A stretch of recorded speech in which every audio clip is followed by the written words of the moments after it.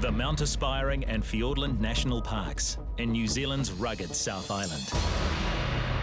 The spectacular scenery is a magnet for outdoor adventurers,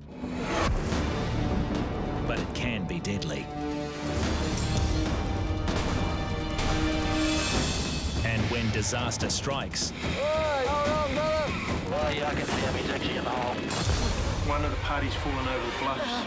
the local police and search and rescue volunteers are the only lifeline.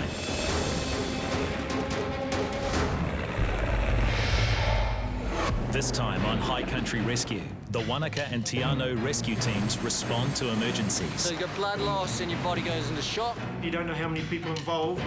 In two of the most remote locations in New Zealand. Rugged mountains, all rugged mountains, yeah.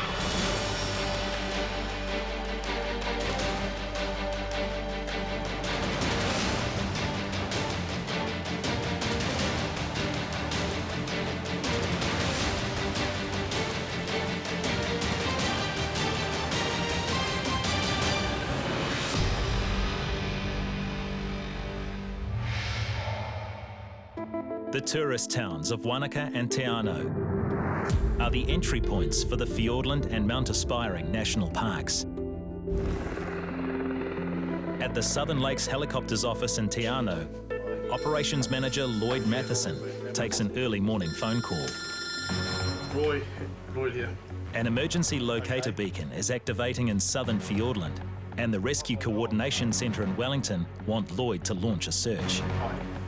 They've given us coordinates of where the beacon's gone off, and basically what we do then, we just look at the terrain, where we're going to be going, and decide roughly what sort of crew resources we need. The beacon signal is coming from the remote Cameron Mountains, an area known for nasty weather. We've had 3 severe weather warnings over the 2 preceding days. It's very remote, and it's not a place that you can actually traverse very well. The sun has appeared in Te Anau, but high winds and heavy rain continue to lash the Cameron Mountains. Without doing a bit of homework. Lloyd is confident there is enough clear sky to fly south, so the rescue team saddle up. Pilot Brendan prepares the chopper We're waiting for Lloyd and we're ready to go. as paramedic Phil arrives. Well, I don't know much about it except that it's a beacon search. Just making sure if I go out in the wire I'm not going to fall. Checking things like carabiners, make sure they're all operating correctly. As Lloyd arrives, a fellow pilot has a hunch about who they're searching for. I dropped him off just up right in there. It just looks quite steep and ravine-y there, doesn't it? He's hardly moved. He's an old client of ours, actually, that we've flown into the remote area over the last 2 or 3 years. And he just does these solo traverses through quite severe country. With the weather the way it's been high rainfall the last couple of days and wind, so maybe just a river problem just got himself stuck somewhere. The emergency beacon is registered to 73-year-old David Guys from Auckland.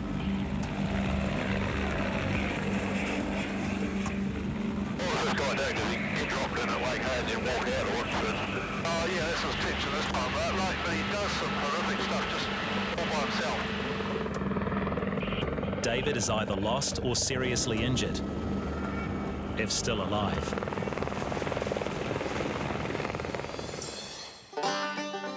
Nearly 300 kilometres away in central Otago, Wanaka is bustling. It's New Year's Eve. People from across central Otago and the world come here to party. Happy New Year's, mate! But for some, the perfect way to see in the new year is in the great outdoors. The Mount Aspiring National Park is a massive wilderness of glaciers, snowfields, valleys, and mountain trails that take days of hiking to reach. It's 11 a.m. on New Year's Eve. Yeah, obviously you don't know how many people involved or what the issue is. Sergeant Aaron Nicholson takes the first emergency call of the day. We've had a beacon activation in Lake Alabasta. We've got 2 guys that are ready to go, and they've fitting in with this protocol where we have 30 minutes from the time we get notified of an activation to the time that we're deployed. Manning the rescue operation is Police Constable Mike Johnston and Alpine Specialist Gary Dixon. This is the tricky thing with beacons and mountains, is they seem to bounce around. So this is the hard one for us, is what do we take? So we take the kitchen sink. At Aspiring Helicopters, James Ford prepares the rescue machine by attaching antennas to track the beacon signal. So when we're searching for a beacon, this is how we narrow it down to find exactly where the beacon is. But the pilot for today's operation is James's wife, Alex. Alex has been flying in the Mount Aspiring National Park for half of her life. In just 19 minutes, Mike and Gary are ready to go. Just an update from RCC. Beacon is still activating. Confirmed grid reference 517446. Copy all that. That sounds really good. More to go on the way.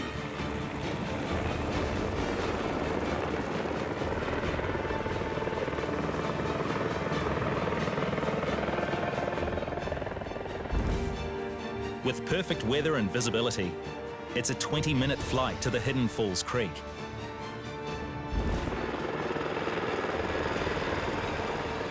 We just threw Gold Rush Saddle about 1 mile to the west.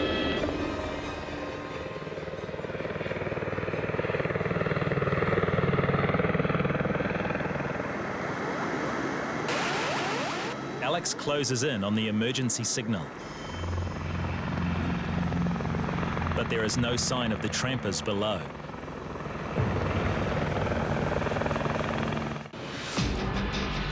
The Tiano Search and Rescue Team is responding to an emergency signal from a locator beacon registered to 73-year-old David Guys from Auckland.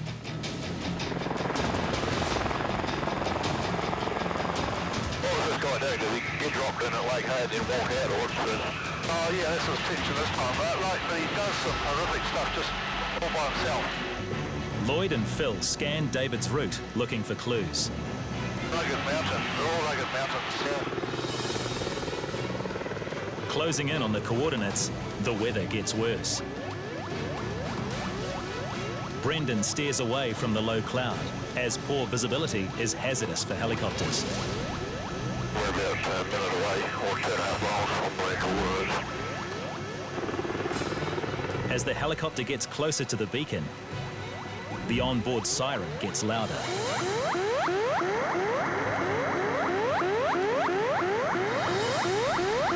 The location going alright, so the valley. But the valley looks more like a lake. The forest is submerged, and with the water still rising, it's difficult to spot anyone.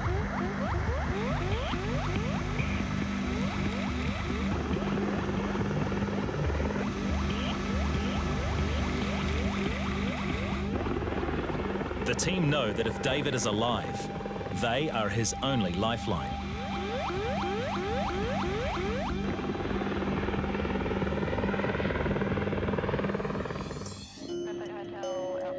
Meanwhile, the Wanaka Police Search and Rescue Team is also responding to an emergency beacon.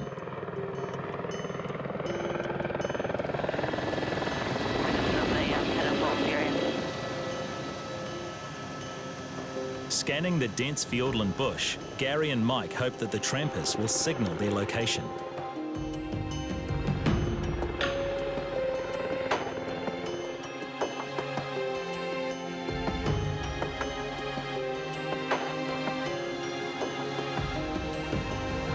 Alex continues to circle the area,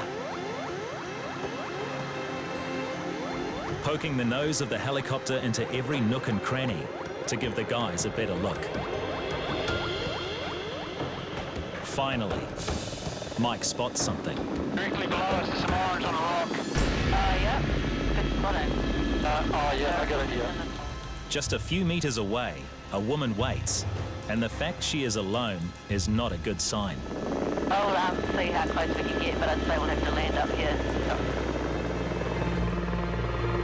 Harsh crosswinds force Alex upstream, where there is more room to land. Gary and Mike then hit the ground running. I'm just responding to a beacon. About 500 metres down the creek here. Good spot to land over here. Not where they are, so we'll go and see what we've got. Mike learns that the woman's name is Heather. Her husband Steve has had a serious fall. He's barely conscious, and Heather is worried about the amount of pain he is in. Just ignore it. All right. Legal work stuff. I'm just going to help around you. Yeah. Do whatever. If I scream out, it hurts. Yes, good. Yeah. We're trying to make our way through the bush, and basically just up there, Steve was making his way down, and the rock he was standing on slipped and then fell on top of him as he was coming down. You feel all that? Yeah. Okay. Yeah, no, we don't particularly want to have you walking, but it's a pretty damn big gash. We're going to put a little bit more dressing on there. Quite a big gash there, not a major leg muscle, and he probably also got some bleeding, internal bleeding with his broken arm. Nice job.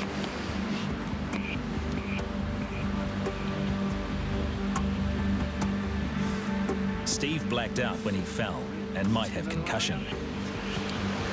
So you've got blood loss and your body goes into shock, so we need to keep him warm. We need to transport him out quickly. We do have a strop which we can put you under the helicopter to get you out of here. But Gary decides that lowering a stretcher or winching Steve out of the bush will not be safe. Even if he could semi-walk, but I think we'll carry him through here, get him to here, and then basically we can either just heli load him into the machine. Quite a tight spot. Okay, you're not going to come any further, but now... It's crucial that Steve doesn't travel far. What's hurting? My arm's hurting. Okay. Your legs? How's your leg? Leg's fine. So Alex will attempt to land on a nearby rock. Once we get out to the loading, the big rock there, where your wife had the fantastic orange thing, then we're away laughing. It's just about sucking it up. I can do that. Beautiful. Oh, come on, buddy. Now, you use me. Especially with that good arm, brother. Okay. There you go. Nice job. That's good. Okay. We're just going to move to this point, and then we'll stop, and I'll step over. Yep. We'll give you a hand to move over, okay? Yeah, that's strong. That's strong. That's good. Okay. Just hold it there. Okay. Now that one there's going to come right over. Okay. Yep, and you're just going to stand just on the other side. Oh, yeah. Nice job. There we go. You beauty. In business. Right. Just going to work backwards. Yep, lean on me. Lean on me.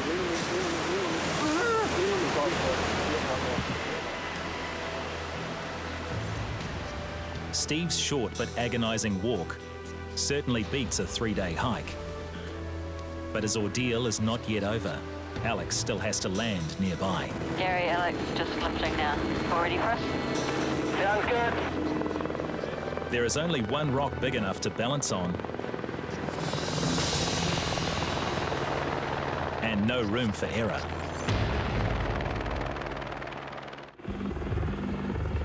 The Tiano Search and Rescue Team is searching the Fiordland wilderness for 73-year-old David Guys.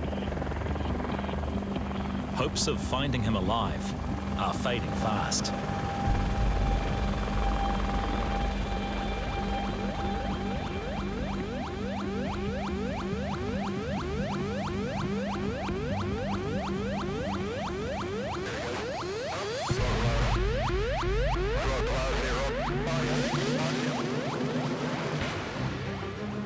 David is just out of reach of the rising floodwater, clinging to a slippery rock.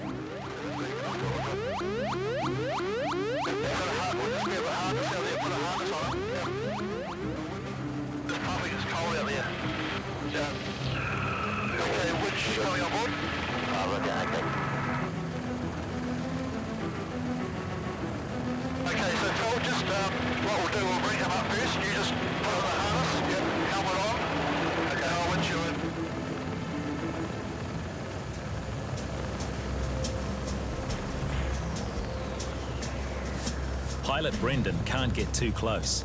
The helicopter rotor wash could blast David off the rock and into the freezing water.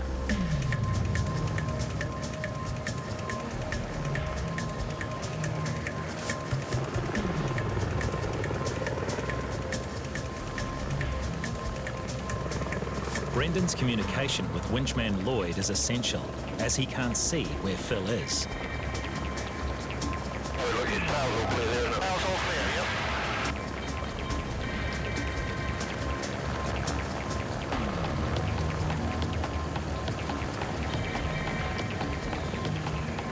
We're good position left, now we need to come back about 2.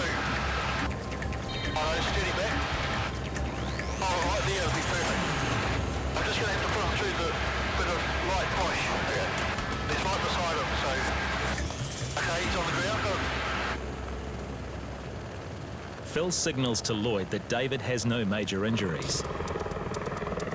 But with the water still rising, they must work quickly to get out safely.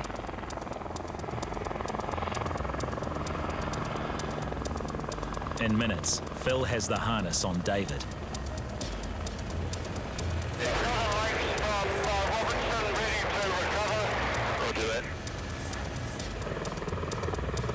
Brendan has to hold the helicopter steady so that Lloyd can set the winch in the right position. You need to come forward about 3. Get steady forward and come left 2. You've got no obstacles around your tail.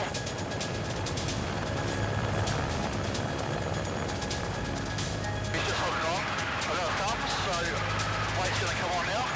You want to come up gently and take the weight?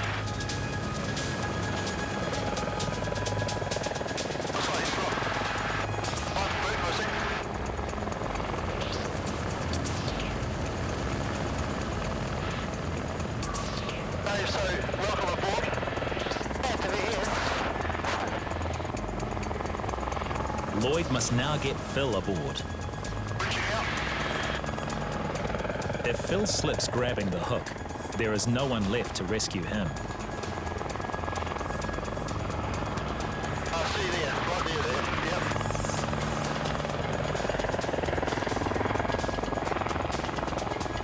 Got his hand. Okay, no thumbs. Run just come up quietly. With Phil safely aboard, David recalls the moment when the floodwater chased him. I knew that meant I'd better get the hell out of there real fast. It was pitch black, I couldn't see a thing. I grabbed my sleeping bag, a pack, and I threw those boots out up onto a bank. I could only but find one, and then I went to the high ground. Oh, you'll be looking forward to a nice hot shower over here. Hot shower. 3 cups of coffee. I did. David owes his life to the rescue team and his emergency locator beacon. Well worth the dollars you spend on it. Hey? I'm happy. You're happy. I'm happy. If you're happy, I'm happy. I wouldn't believe it if somebody told me all this could have happened to some guy. Oh, yeah, no, it's just a disaster waiting to happen. But he was a lucky boy. Yeah. Good old beacons. After a hot shower, David emerges with a new lease of life. You're Feel better now. All the best, David. Thank you very much. Yeah, I'm happy to talk to you. He's certainly an impressive man, and I hope I have that stamina and good health to be able to do the same at his age. No, he's the stuff that legends are made of, that man. Meanwhile, in the remote Lake Alabaster area in northern Fiordland, the Wanaka Search and Rescue Team has stabilised Steve, a seriously injured tramper. Basically what's going to happen, we're going to get the chopper to come into here. Yep. We'll probably just get you down a little bit further. Yep. And then we'll load you in on this side, put a bit of gear in there, and your wife can hop in as well. Oh, excellent. Mike, and then we'll pop on up and see you up the top. Now the pressure is on Alex to execute a risky landing. She has to battle a strong crosswind to manoeuvre the chopper onto a tiny landing pad. In a clearing this small and with zero margin for error, Alex lowers the 1,100 kilogram squirrel. delicately balancing the skids on the uneven rock. Is that all right around there? Alex radios Aaron to put the Otago rescue helicopter on standby. Yeah, copy that, Alex, thanks. That'll have you back in Wanaka in about half an hour, and I'll have the Ambos or St John's here waiting for you when you return. Over. Copy all that. Good to go, buddy. Well done. Yeah, g'day, Aaron Nicholson here from Wanaka Police. Just an update on that SAR job. We've got an injured tramper, he's got a severe gash to his leg and possibly a broken arm that we're treating, and I think the ETA will be in about 20 or 30 minutes back in Wanaka.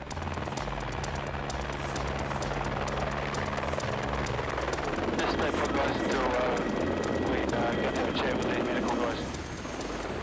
In Wanaka, a paramedic is waiting to assess Steve's injuries and decide which hospital he needs to be flown to.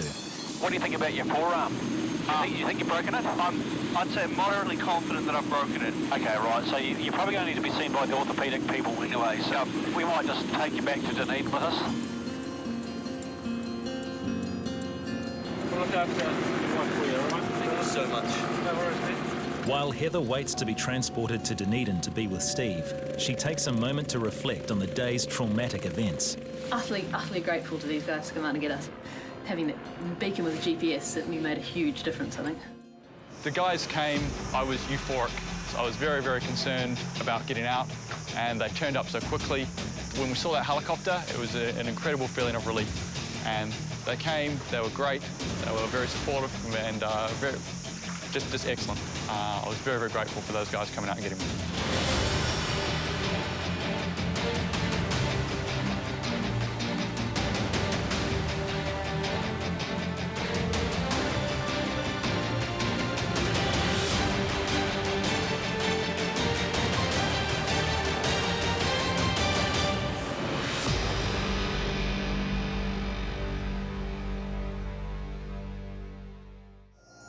This program was made with funding from New Zealand On Air